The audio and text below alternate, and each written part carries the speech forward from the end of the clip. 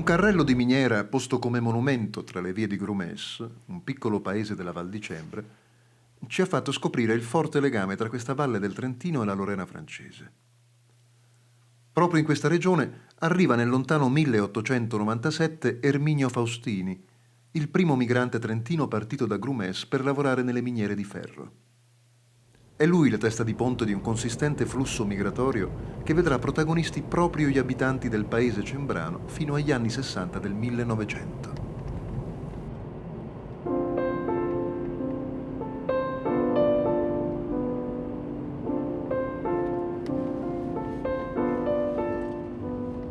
Abbiamo deciso di recarci personalmente nella zona un tempo nota come Cantone del Ferro, nella valle che corre lungo il fiume Fensch, per conoscere gli eredi dei primi migranti trentini.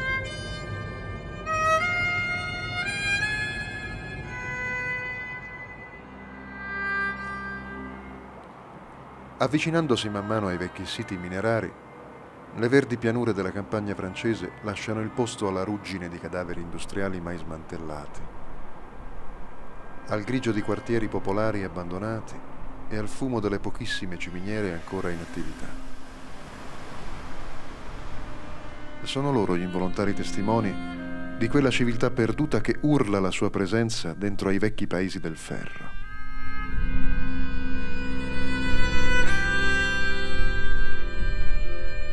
Quelli che un tempo furono i pilastri dell'economia europea, oggi lottano con affanno contro la delocalizzazione del lavoro, in una costante emergenza sociale che vede in prima linea proprio gli operai della siderurgia.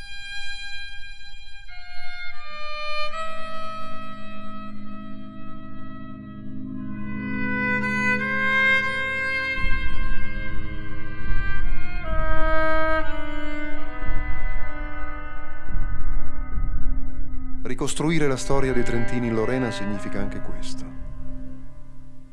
Parlare di un Eldorado divenuto a sua volta terra di emigrazione.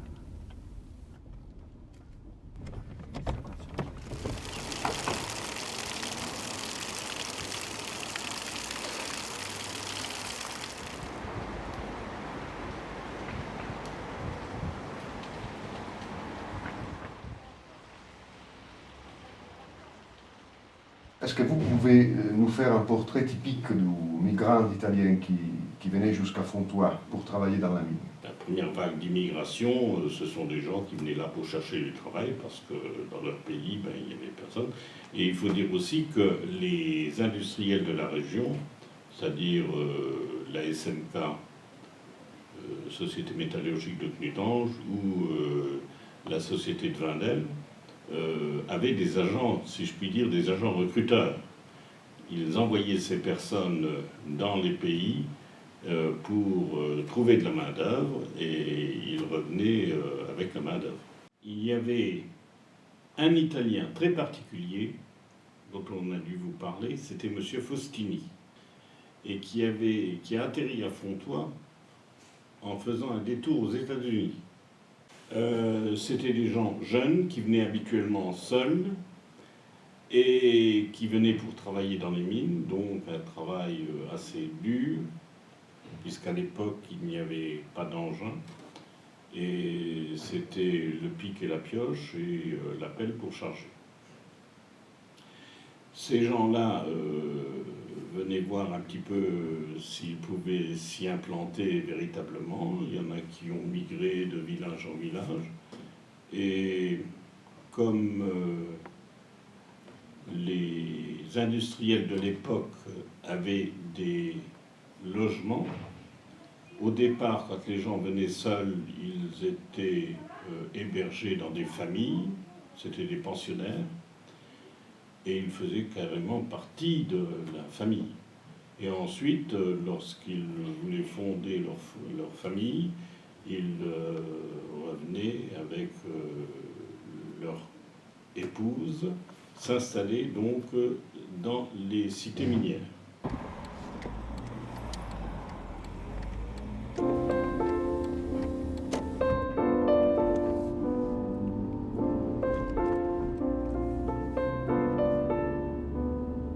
Eccole le città minerarie, lunghe file di case tutte uguali.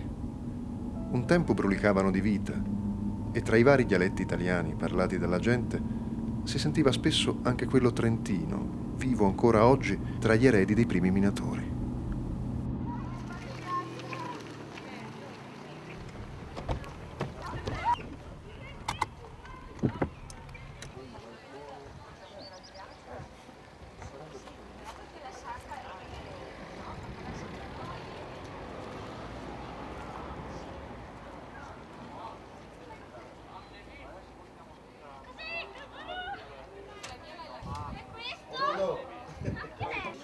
Les nouvelles maisons, mais en face, les cités minières ont été habitées par beaucoup de gens de Groumès. Je sais quelle est la première personne qui est arrivée de Groumès ici en France, c'est M. Faustini. Je connais bien sa petite fille.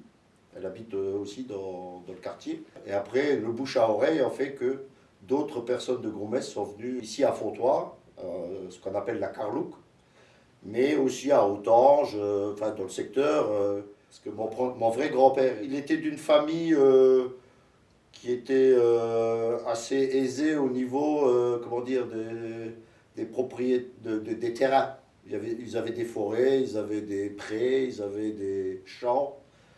Mais bon, ça ne faisait pas vivre une famille. Il fallait cultiver dès qu'une personne est revenue de Lorraine au village en disant il faut aller là-haut, vous allez gagner un salaire mensuel, parce que l'agriculture c'est toujours dépendant de multiples choses. Alors que là, bon, il y avait un travail et à la fin du mois il y avait un salaire, il y avait des maisons. Bon, il est venu pour rechercher du travail. Et il y avait du travail dans les mines et dans la sidérurgie.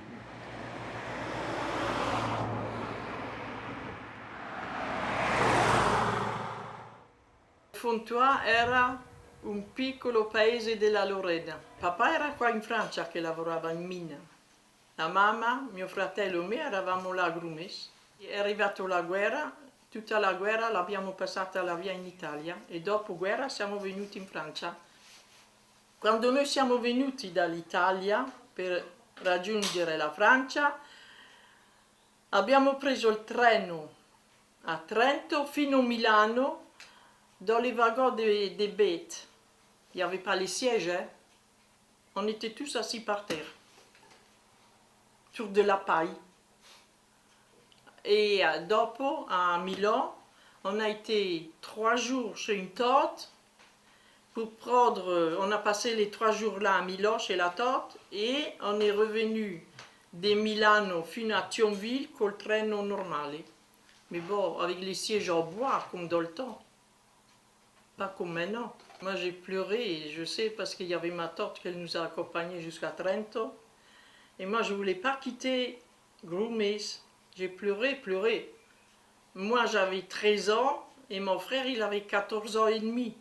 On était des petits, hein, des petits enfants. Mais on a pleuré, beaucoup on a pleuré. C'était dur à l'époque en 47. Après 48, 49 ça a été mieux quoi. Mais là c'était des durs moments. Il y a beaucoup de similitudes avec les gens, avec ce qui se passe à l'heure actuelle. C'est-à-dire qu'à l'époque, je pense qu'en Italie, il n'y avait pas beaucoup de travail. Les gens sont venus ici avec toute leur famille. Après, ils se sont mariés entre eux. Ma mère était de Groumès, donc du Haut-Adige. Ils se sont retrouvés pratiquement ici dans la même ville, quoi, le même village. Ils se sont connus, ils se sont mariés entre eux et c'est pour ça que... Ici, c'était une région minière. Il y avait beaucoup de mines. Et pour travailler dans les mines, il fallait du personnel. Et moi, j'avais un oncle qui travaillait dans les bureaux de la société minière. Et son travail à lui, c'était de récupérer de la main-d'œuvre étrangère pour travailler dans les mines. Mon papa travaillait à la mine d'Autange 2. Il est venu en 1927 pour gagner sa vie, comme beaucoup d'Italiens qui se sont partis à l'étranger. Parce qu'il n'y avait personne ici qui allait dans les mines. Et alors pour avoir des ouvriers, il fallait prendre de la main-d'œuvre étrangère. Alors on allait à Metz, une ville à 50 km d'ici, où il y avait des bureaux où ils recrutaient des étrangers pour les mettre dans les mines. Et pour nous, ici, il y a eu beaucoup d'Italiens, entre la mine de Fortois, la mine d'Audin, les mines de Bure, Tressorge, c'était toutes des mines de fer. Il y avait énormément d'Italiens qui ont été embauchés pour venir travailler ici. Et c'est pour cette raison-là que nous avons eu beaucoup d'Italiens et de Français, et comme nous, on s'est rencontrés et puis on s'est mariés.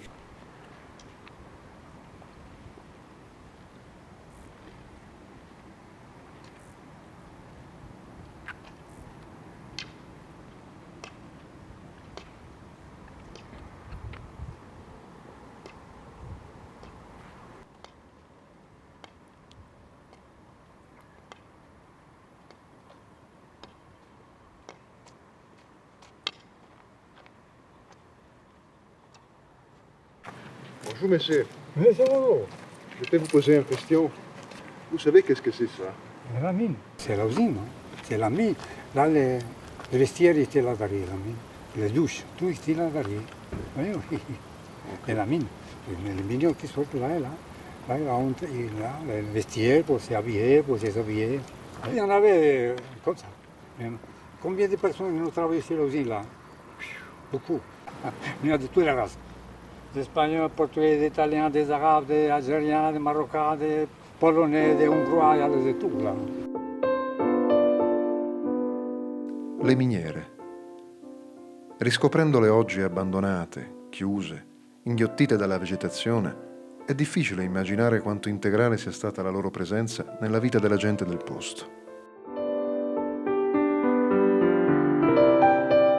Lo capiremo nella prossima puntata, parlando del lavoro del minatore e della sua vita sottoterra.